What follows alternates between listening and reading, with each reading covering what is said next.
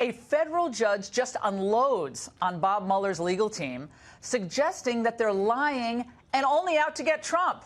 Does that sound familiar? District Judge T.S. Ellis is hearing the case against former Trump campaign manager Paul Manafort in the Eastern District of Virginia. And in court today, he blasted the special counsel's legal team, questioning their motives and even their honesty. Ellis told prosecutors, "You don't really care about Mr. Manafort. You really care about what information Mr. Manafort can give you to lead you to Mr. Trump and an impeachment or whatever."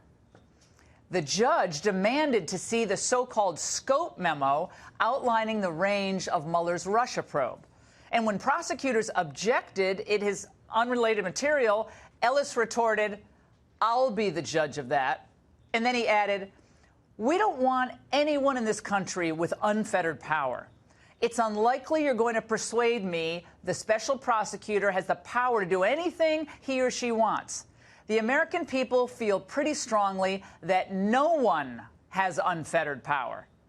Well, a delighted President Trump broke news of the hearing to the NRA annual meeting in Dallas this afternoon. A highly respected judge in Virginia made statements. It says, Wall Street Journal, it says, "Judge questions Mueller's authority to prosecute Manafort."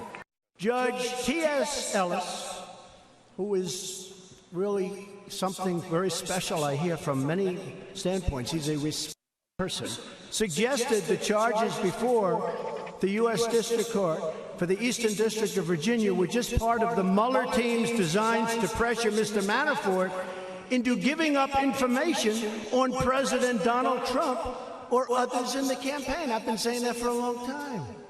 It's a witch hunt. Well, let's review these developments with House Intel Committee Chairman Devin Nunes. We have a lot to talk about with him. Chairman Nunes, it's good to see you. T.S. Ellis, I know very well. He is a senior judge in the Eastern District of Virginia. I remember a long time ago I interviewed with him. I think I even argued a case before him at one point. Very well respected, appointed by President Reagan back in 1987. But he was brutal on the counsel who was arguing the case, Michael Dreeben, who is basically a deputy solicitor general who's now in the Mueller office. What were your thoughts on his comments about how this is really outside the scope of the Mueller authority? I was astonished by the comments the judge made today, although it's not surprising. Everything in this case, Laura, has just gone off the rails. There's not a day that goes by that something new, crazy, doesn't break. You know, finally, just today, we were able to get the 2 pages that we needed, that we now know that Comey and McCabe did in fact say that General Flynn, the agents that interviewed General Flynn didn't think he was lying. Now, we listened to Mr. Comey over the last 3 weeks run around saying just the opposite. So you have the judge saying that they're lying, that the Mueller team's lying. You now have the case where we now know that Mr. Comey has been lying out there publicly. This continues to just, I think, it's bewildering, quite frankly. Now, Congressman, Jim Comey basically decided to override the agents, including Peter Strzok, who, we focus on Strzok's texts with Lisa Page and maybe as an animus against President Trump. But I believe, unless I'm wrong, I believe Peter Strzok was one of the agents who interviewed Mike Flynn. And we had heard this from some time, now confirmed that Mike Flynn didn't lie. At least it was up to them, meaning poor Mike Flynn, they had twisted the screws on him to plead guilty to a false statement in order to, like a lot of people do, save their family, save their whatever money they have left. And meanwhile, Comey's going around saying, "Oh, no, he lied," and this is, it's wild. Why would he override the agents? That's my question.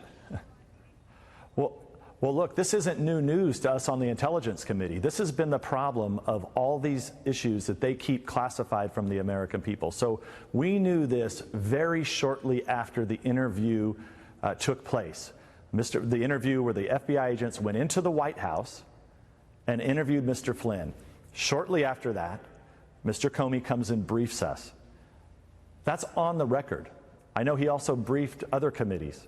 So on the record, we knew what Mr. Comey said. We had the transcripts. We have been fighting with the Department of Justice and the FBI for 6 weeks to release this information to the American people. We finally have it tonight, late on a Friday night. This is totally unacceptable. You have the judge from this morning. This is just continued ridiculous behavior. It's like they just want to keep digging, and the American people are beginning to understand that the Department of Justice and the FBI have major problems. I have no idea how they can investigate themselves, but evidently they continue to believe they can. But they have so many more documents that they have to provide to us that we needed like yesterday, and I hate to have to continue to come out publicly and talk about this, that we are still missing documents let me just remind everybody. Investigation. Yeah, let's remind everyone. A few weeks ago, you were on the show. I believe it was a Friday night, if my memory serves me correct. Maybe it was a Thursday night. And you essentially threatened Rod Rosenstein with contempt of Congress or impeachment if the underlying document, the computer document that authorized the probe of the spying on Carter Page, surveillance on Carter Page, wasn't released. He did finally then release that, Congressman Nunes. However, now you're getting slammed in response by CNN and now others that you ask for these documents, and then you, Devin Nunes, have a staffer read them. You don't read them. So how serious are you? You just want to help the president. You're not even reading the documents. What about that CNN report that came out today? Yeah, so look, I enjoy being attacked. The first thing I will tell you is whatever CNN and the New York Times write or talk about, I don't read their information, I will tell you that. We're not going to get into the specifics about how we conduct our investigation, but I will tell you, Laura, and I've said this numerous times on your show and others, is that Mr. Gowdy is our lead investigator. Mr. Gowdy is the one who reviews all the initial documents with our investigators. I'm not going to get into the processes that we use, but as the chairman of the committee, when they need documents, they come to me. We use the power that we have vested in us by the Constitution to try to force the Department of Justice and the FBI to comply with these document requests. I know, but you can see the criticism, Congressman. I'm trying to help you. Yeah, I'm trying to help our viewers understand this, though. When they come after you and say, Nunes is getting these documents, I think a lot of people want you to have these documents, then you don't read them, it opens you up to criticism. So, I mean, I don't understand why it compromises the investigation for you to say, I read the documents that are necessary to do this investigation, and I consult with my staff on the, on the primary documents, but I read them. So I don't understand why your reluctance to say whether you read them or don't read them. I don't get that. Well, look, this is, first of all, what they're talking about there in that is it's a page and a half. What specifically we were looking for in that, as you may remember, is we're investigating the State Department. We are looking for any official intelligence that came across through the Five Eyes channels. That's what we were looking for. That was not in the document. So at this point, we have other lines of inquiry that we're going down.